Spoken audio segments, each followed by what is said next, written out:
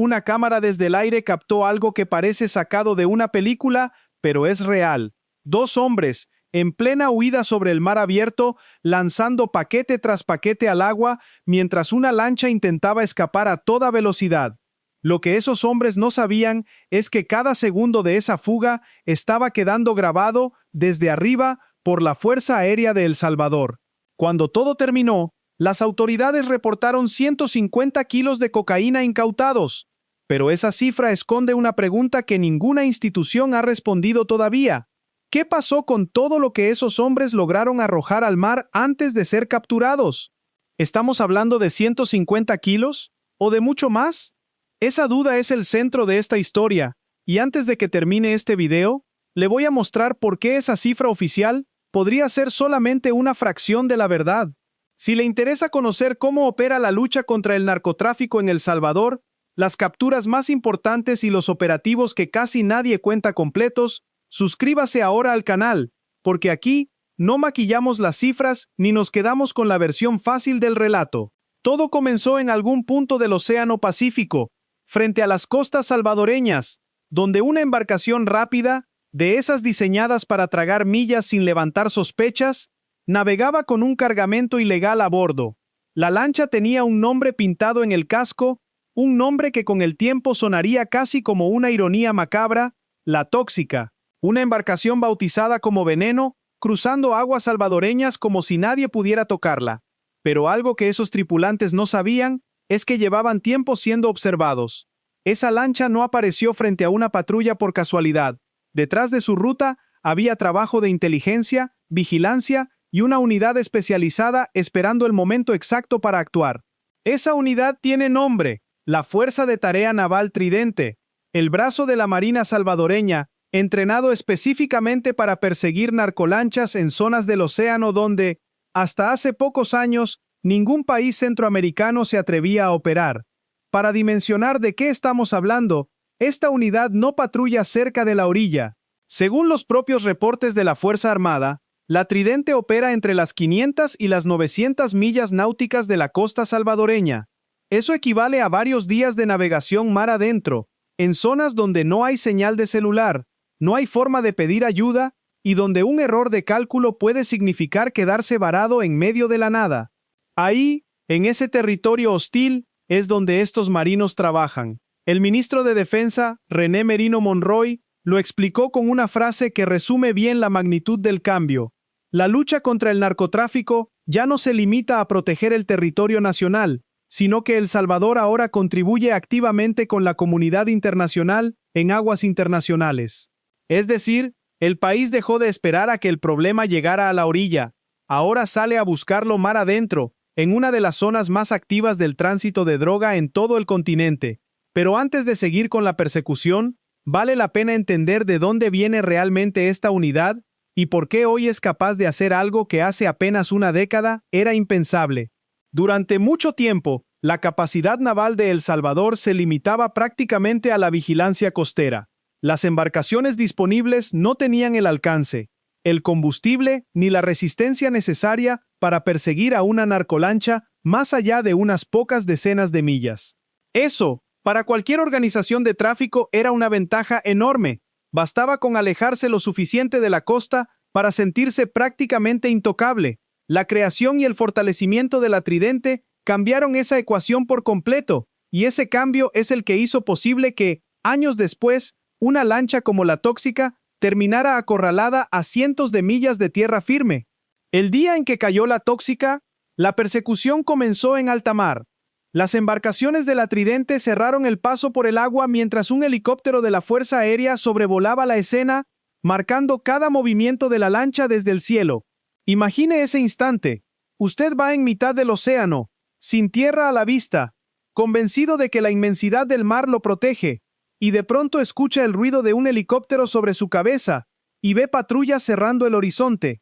No hay calles donde esconderse, no hay casas, no hay forma de desaparecer. Solo agua, y la ley cayendo desde dos frentes al mismo tiempo. Fue en ese momento de pánico cuando ocurrió algo que define todo el caso. Los dos hombres a bordo comenzaron a lanzar bultos al mar, uno tras otro, mientras la lancha intentaba ganar distancia hacia la costa. Ese gesto desesperado es la clave que después le va a cambiar por completo la forma de interpretar la cifra oficial de droga incautada. Pero antes de llegar ahí, hay que entender qué tan grande es realmente este problema y por qué cada kilo que no llega a tierra representa una vida que no se arruina en una esquina de barrio. Esa cocaína, si hubiera llegado a su destino, no se hubiera quedado flotando en el mar.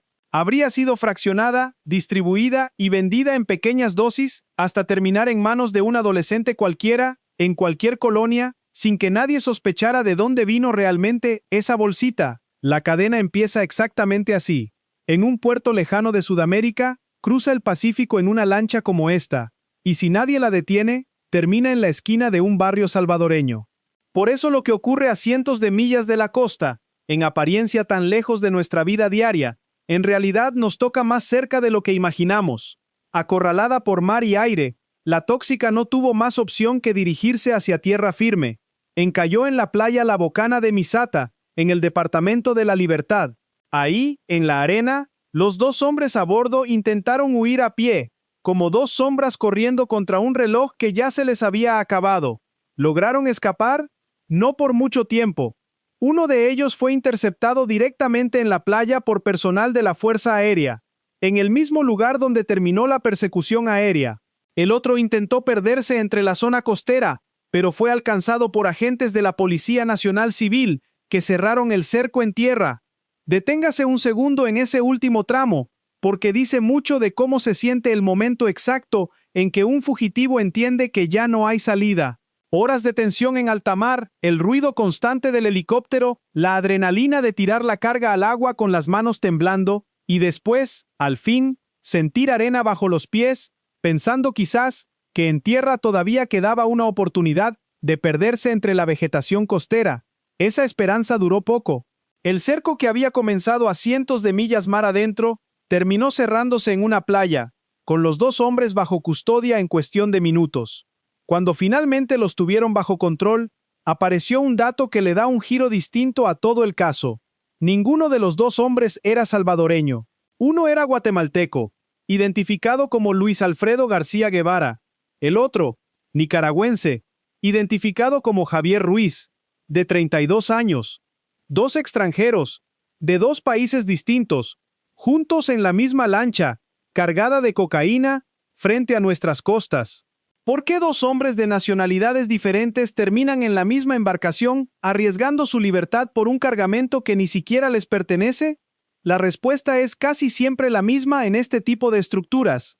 Estos hombres no eran los dueños del cargamento, eran piezas operativas, contratadas para asumir el riesgo más alto del negocio, cruzar el mar con la mercancía, mientras quienes realmente controlan la organización permanecen lejos, seguros, sin mancharse las manos. Si esa lancha hubiera sido interceptada con éxito total, esos dos hombres habrían sido sustituidos por otros dos en la siguiente travesía. Son, lamentablemente, reemplazables dentro de una maquinaria mucho más grande.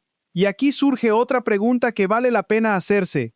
¿Qué clase de acuerdo lleva a un hombre a subirse a una lancha cargada de cocaína sabiendo el riesgo que corre? En la mayoría de los casos documentados sobre este tipo de transporte marítimo, los tripulantes no reciben una fortuna por el viaje, reciben una paga fija, muchas veces modesta, en comparación con el valor real del cargamento, a cambio de asumir prácticamente todo el riesgo legal y físico de la operación. Mientras ellos navegan días enteros expuestos a la posibilidad de un naufragio, de un enfrentamiento armado o de una captura como esta, quienes financian la carga jamás pisan esa lancha. El reparto del riesgo en este negocio es brutalmente desigual, y eso explica por qué siempre hay alguien dispuesto a ocupar ese lugar, sin importar cuántos caigan antes. Vamos ahora a la cifra que el país conoció oficialmente. La Fiscalía General de la República contabilizó 150 kilos de cocaína decomisados en este operativo, con un valor estimado cercano a los 3.007 millones de dólares. Algunas fuentes ajustan ligeramente esa cifra, por diferencias de cálculo en el precio por kilo, pero la magnitud central no cambia. Estamos hablando de casi 4 millones de dólares en droga cruzando nuestro mar en una sola embarcación. Y aquí es donde se vuelve importante detenerse. Una cantidad así no corresponde al narcomenudeo de barrio. Corresponde a estructuras grandes, con financiamiento, contactos internacionales y capacidad logística para mover cargamentos de ese calibre. Esto no es la persona que vende en la esquina, esto es varios escalones por encima, en el tramo del negocio donde se mueve el dinero serio antes de que la droga empiece a fragmentarse hacia abajo. Ahora volvamos a esos bultos que los tripulantes lanzaron al mar durante la persecución. Ningún reporte oficial ha confirmado con exactitud qué contenían esos paquetes ni cuántos fueron arrojados antes de que la lancha encallara. Es decir, la cifra de 150 kilos podría representar únicamente lo que quedó a bordo cuando todo terminó, no necesariamente la totalidad de lo que esa lancha transportaba. Esa es la grieta en la historia oficial que nadie ha llenado todavía y que vamos a empezar a cerrar con datos de otros operativos similares, porque este caso no ocurrió en el vacío. La Fuerza de Tarea Naval Tridente ha protagonizado otras intervenciones en alta mar que ayudan a entender el patrón completo. En una de esas operaciones, la unidad interceptó simultáneamente 3 embarcaciones distintas en una zona ubicada entre las 500 y las 900 millas náuticas de la costa.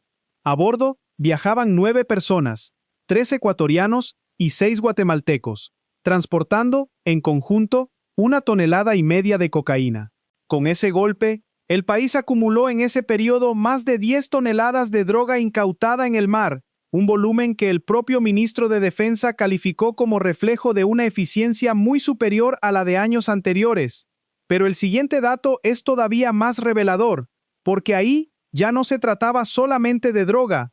En otra intervención, la Tridente interceptó una embarcación a 570 millas de la costa, transportando cerca de 1 tonelada de cocaína. Junto al cargamento, las autoridades encontraron 6 fusiles AR-15 y 2 pistolas Glock, es decir, armamento de guerra. Eso significa que los tripulantes no planeaban entregarse sin resistencia, iban preparados para un enfrentamiento armado en pleno océano, antes que ser capturados.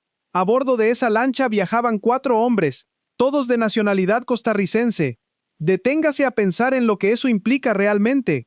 Si esos hombres hubieran decidido disparar en lugar de rendirse, el resultado habría sido un enfrentamiento armado en pleno océano, a cientos de millas de cualquier tipo de apoyo inmediato, entre marinos salvadoreños y traficantes dispuestos a todo. Eso da una idea clara de contra qué tipo de organizaciones se enfrenta hoy la Marina cada vez que sale a cazar una lancha sospechosa. No se trata de aficionados improvisando un viaje arriesgado, se trata de estructuras armadas, organizadas y dispuestas a sostener una confrontación directa con el Estado en pleno mar abierto.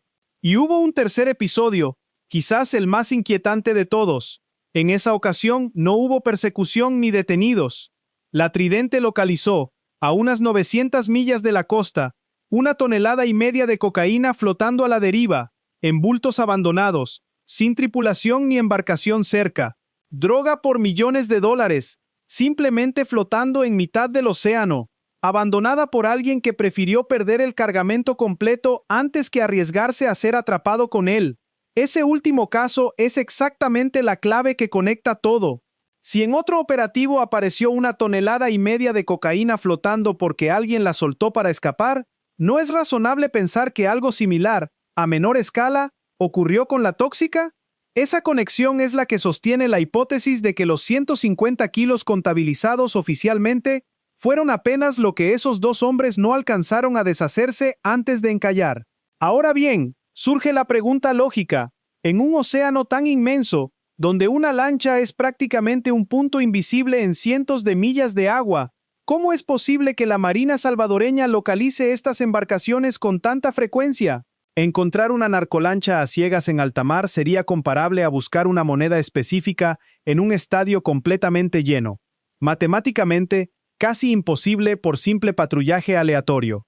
Aquí entra una pieza que conecta a El Salvador con un esfuerzo internacional mucho más amplio. La Embajada de Estados Unidos en El Salvador se pronunció públicamente sobre este operativo, señalando que resultados como este no se improvisan. Esa frase, viniendo de una entidad con experiencia directa en este tipo de operaciones, sugiere que detrás de la captura hubo preparación, inteligencia y trabajo coordinado mucho más allá de la suerte. Es un hecho documentado que Estados Unidos ha fortalecido durante años la capacidad operativa de la Tridente, mediante donación de embarcaciones rápidas y entrenamiento especializado, incluyendo instrucción de unidades de élite. Existe, según ha trascendido públicamente, un marco de cooperación bilateral que incluye intercambio de información entre ambos países. Esto tampoco es un fenómeno aislado de El Salvador. En toda la región, Estados Unidos ha multiplicado en los últimos años su cooperación con las marinas centroamericanas, conscientes de que el Pacífico Oriental se convirtió en una de las arterias principales del narcotráfico hemisférico. Radares de mayor alcance, sistemas de monitoreo satelital y el intercambio constante de información entre agencias de distintos países forman parte de una arquitectura mucho más amplia, diseñada para cerrarle el paso a las rutas marítimas que durante años fueron prácticamente territorio libre para el crimen organizado. Es importante ser preciso aquí. Ningún comunicado oficial confirma de manera explícita que una agencia estadounidense haya señalado directamente la ubicación de la tóxica. Eso no está documentado como un hecho confirmado, pero todas las piezas disponibles, el entrenamiento recibido, la cooperación reconocida públicamente, la frase de la embajada, permiten plantear una pregunta razonable. ¿Llevaba la tóxica más tiempo bajo vigilancia del que el comunicado oficial sugiere? Si esa hipótesis es correcta, entonces lo que ocurrió en Misata no fue el inicio de la historia, sino el desenlace de una persecución que pudo haber comenzado días antes y a cientos de millas de distancia. Y aquí llega el dato que conecta absolutamente todo lo que hemos visto hasta ahora. Vuelva mentalmente a esa imagen del helicóptero, los dos hombres lanzando bultos al mar mientras la lancha corría hacia la costa. Ahora ya conoce el contexto completo, sabe que esta lancha probablemente venía siendo monitoreada, sabe que cargaba droga de calibre mayorista, sabe que en operativos similares la Marina ha encontrado toneladas completas flotando, porque los traficantes prefieren perder la carga antes que ser atrapados con ella. Uniendo todo esto, la conclusión es difícil de evitar. Los 150 kilos que la Fiscalía contabilizó oficialmente probablemente no representan la totalidad de lo que la tóxica transportaba esa jornada. Representan lo que esos dos hombres no alcanzaron a arrojar al mar antes de ser interceptados. El resto, si existió, se hundió en el Pacífico y posiblemente nunca se sabrá con exactitud cuánto fue. Esa cifra real, la verdadera, quedó en el fondo del océano sin testigos ni registro oficial. Esto, lejos de restarle valor al operativo, debería hacernos entender su importancia real. Cada kilo decomisado representa dinero que la organización criminal no va a recuperar, una ruta marcada que ya no pueden reutilizar con la misma confianza, y una red que tiene que reorganizarse desde cero. Mientras más cargamentos caen, más costoso y arriesgado se vuelve este negocio para quienes lo operan, y un negocio más caro tiende a encogerse. Vale la pena detenerse en lo que realmente significa este tipo de captura para una comunidad. Esos 150 kilos no iban a quedarse en el mar, iban a fragmentarse en miles de dosis individuales, destinadas al narcomenudeo en colonias salvadoreñas, vendidas a la salida de escuelas, en parques, en esquinas. Cada kilo que la Marina logra interceptar en alta mar es, literalmente, droga que jamás llegará a esa esquina. Es un adolescente que nunca va a tener esa primera oferta. Es una madre que no va a enfrentar esa pesadilla. Golpear el cargamento grande en el mar es, en la práctica, secar el negocio pequeño en el barrio antes de que pueda crecer. Pero hay un costado de esta historia que casi nunca se cuenta, y es el humano, el de quienes hacen posible que estas capturas ocurran. Los marinos de la Tridente pasan semanas alejados de sus familias, sobre embarcaciones pequeñas, expuestos al sol, al oleaje constante y al riesgo real de toparse con tripulaciones armadas dispuestas a disparar antes que rendirse.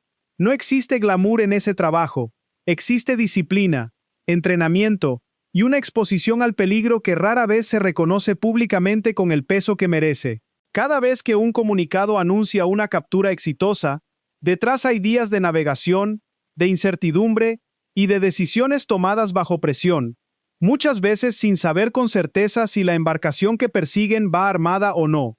Ahora, ¿qué pasó legalmente con los dos hombres capturados? Luis Alfredo García Guevara, de nacionalidad guatemalteca, y Javier Ruiz, de nacionalidad nicaragüense, fueron presentados ante un juzgado de paz en Teotepeque, La Libertad. Vale aclarar que el apellido del segundo detenido aparece registrado de forma distinta según la fuente consultada, una variación que mencionamos por transparencia, sin que afecte los hechos centrales del caso. Ambos quedaron en detención provisional, procesados por el delito de tráfico ilícito de drogas. La cocaína decomisada fue destruida oficialmente mediante incineración, garantizando que ese cargamento específico jamás llegue a circular. ¿Qué tan rápido se movió el proceso? Sin demoras ni atajos.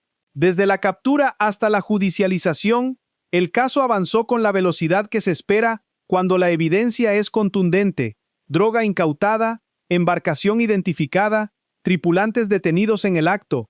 El trabajo conjunto entre Fiscalía, Policía y Marina permitió construir un caso sólido que no dejó espacio para dilaciones. Y conviene detenerse en ese gesto final, el de la incineración, porque tiene un peso simbólico que va más allá del trámite. La droga que se destruye frente a testigos no vuelve a circular bajo ninguna circunstancia. No hay forma de que ese cargamento específico reaparezca más adelante por alguna grieta del sistema. Es la garantía física de que, al menos en este caso puntual, el golpe fue completo y definitivo. De esa lancha no salió ni un solo gramo de regreso hacia la calle. Este caso, sin embargo, no puede entenderse de forma aislada. El Salvador, por su ubicación geográfica, se encuentra justo en medio de una de las rutas marítimas más utilizadas para el tráfico de cocaína desde Sudamérica hacia los mercados del norte. Organismos internacionales que estudian el crimen organizado en la región han identificado el Pacífico Oriental como un corredor clave para este tipo de tránsito. La razón es simple. Durante años fue más fácil esconder una lancha en 1000 millas de océano vacío que esconder un cargamento en una carretera con retenes. El mar se convirtió, durante mucho tiempo, en la ruta preferida precisamente porque nadie salía tan lejos a vigilarla. Póngase un momento en el lugar de quien organiza estos envíos, solo para entender la lógica del negocio. Quien controla la cocaína en Sudamérica necesita llevarla hasta el norte cruzando un territorio lleno de fronteras, retenes y riesgos de delación. El mar, durante años, representó la alternativa más segura: una lancha rápida, combustible suficiente y un par de hombres dispuestos a asumir el riesgo, navegando pegado a las costas centroamericanas con la confianza de que nadie saldría tan lejos a buscarlos. El Salvador era apenas un tramo rápido de cruzar en ese trayecto. Eso es exactamente lo que está cambiando. Que un país del tamaño de El Salvador decida proyectar su capacidad naval cientos de millas mar adentro representa un cambio estructural en cómo se enfrenta este problema. No es una operación aislada ni un golpe de suerte. Es parte de una estrategia sostenida, con apoyo internacional, entrenamiento especializado y resultados medibles en toneladas incautadas. Pero sería deshonesto cerrar este video dando la impresión de que el problema está resuelto.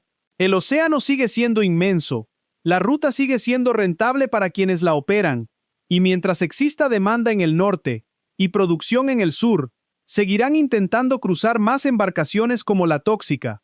La pregunta que de verdad debería inquietarnos no es si hubo más droga de la reportada en este caso puntual. La pregunta es cuántas lanchas similares están cruzando ese mismo mar en este momento, confiando en que la inmensidad del océano todavía las puede esconder. Y hay otra pregunta, quizás más importante todavía: ¿quién organiza estos envíos? ¿Quién financia el combustible? Contrata a los tripulantes y coordina la logística desde tierra firme. Generalmente no está en esa lancha. Esa persona permanece lejos, protegida, contando el dinero mientras otros asumen el riesgo. Mientras esos niveles superiores de la organización no caigan, el mar va a seguir siendo un frente de batalla activo. ¿Qué podría pasar en los próximos meses con este tipo de operativos? Si el patrón se mantiene, es razonable esperar que la Tridente continúe interceptando embarcaciones en esa misma franja de 500 a 900 millas náuticas, y que sigan apareciendo casos donde la cifra oficial de droga decomisada sea apenas una parte de lo que realmente se transportaba. También es probable que continúe la cooperación con Estados Unidos, ampliando la capacidad de vigilancia y respuesta de la Marina salvadoreña. Lo que no cambiará de la noche a la mañana es la presión de fondo. Mientras la demanda exista al norte y la producción exista al sur, El Salvador seguirá siendo territorio de paso, y cada captura, por contundente que sea, será apenas una victoria parcial dentro de una guerra mucho más larga. Lo que sí queda claro con este caso es que la estrategia cambió. El Salvador ya no espera a que la droga llegue a la orilla para reaccionar. Sale a buscarla cientos de millas mar adentro, con apoyo de inteligencia, cooperación internacional y una unidad naval entrenada específicamente para este tipo de persecuciones. Cada lancha interceptada, completa o no, representa un golpe real al negocio. Dinero perdido, rutas expuestas, estructuras obligadas a reorganizarse desde cero. La tóxica terminó encallada en una playa, sus tripulantes procesados judicialmente y su carga incinerada. Pero el mar que la trajo hasta aquí sigue siendo el mismo, inmenso, estratégico y todavía hoy parcialmente vigilado.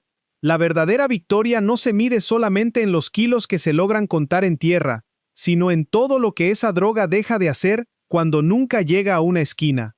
¿Y usted, cree que esta estrategia de perseguir el narcotráfico en alta mar realmente puede reducir el problema a largo plazo? ¿O piensa que mientras exista la ruta y la demanda, siempre va a encontrarse la forma de cruzar otra lancha? Déjeme su opinión en los comentarios, con respeto, porque aquí se debate en serio. Si quiere entender cómo esta misma droga termina convirtiéndose en narcomenudeo dentro de las colonias salvadoreñas, le recomiendo revisar el video que tenemos sobre la estructura de pandilla capturada vendiendo droga en San Salvador. Juntos, ambos videos le muestran el recorrido completo, desde el mar hasta la esquina del barrio. Suscríbase, active la campana de notificaciones y nos vemos en el próximo caso.